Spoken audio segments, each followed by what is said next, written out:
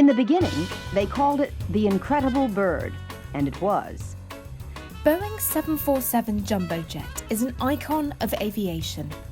Dubbed the Queen of the Skies, it revolutionised air travel, allowing the masses to go further, faster, and in style. But its reign is almost at an end, with production wrapping up in 2022. Let's go back to where it all started.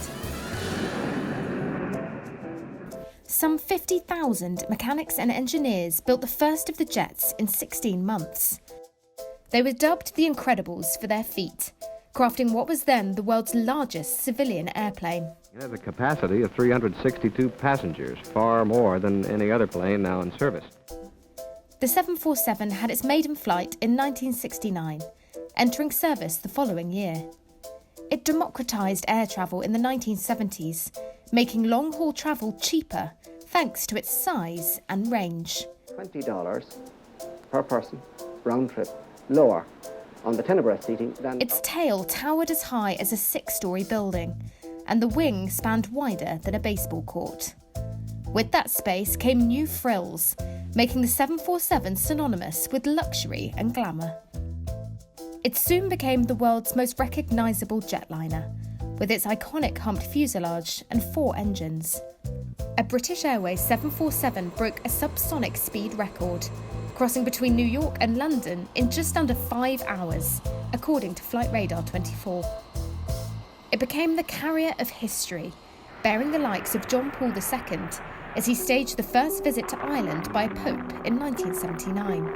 Ayatollah Khomeini returned from exile to Iran on an Air France jumbo during the Islamic Revolution.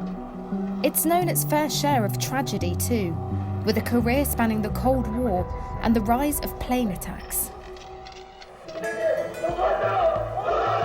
In 1983, a Soviet fighter shot down a Korean Airlines 747 that went off course. In 1988, Pan Am Flight 103 was blown up over Lockerbie in Scotland. Though the 747 boasts a strong safety record, it suffered the worst ever single-plane accident in history. A Japan Airlines jet crashed after a failure caused by a faulty repair, killing 520 people on board. Nowadays, modern twin jets are displacing older 4-engined airliners like the 747. But despite falling orders and pricing pressure, the jumbo managed to reach its 50-year flying anniversary in 2019, propped up by a cargo market boom, fueled by online shopping.